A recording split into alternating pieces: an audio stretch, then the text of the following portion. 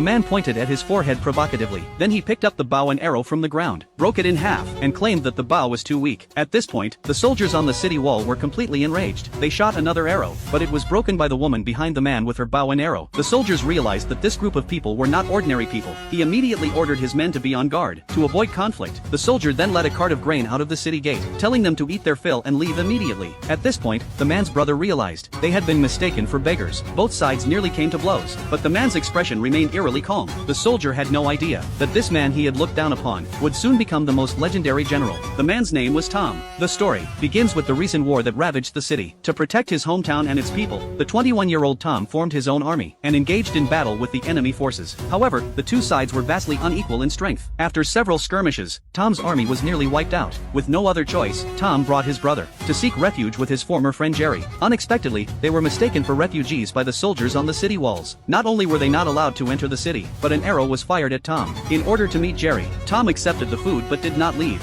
Instead, he camped outside the castle for 3 days, before Jerry finally agreed to meet them. Tom realized that Jerry was no longer the same friend he once knew, so he deliberately gave Tom a difficult task. He ordered the man to lead a force of 800 men to raid the enemy's supply of grain for their 5,000-man army. He thought this would scare Tom off, but Tom replied that he only needed 500 men. Tom then led 500 soldiers and ambushed the enemy on their inevitable route. As the enemy gradually advanced into the valley, Tom gave the order, and immediately dozens of fireballs rolled down from both sides of the hillside.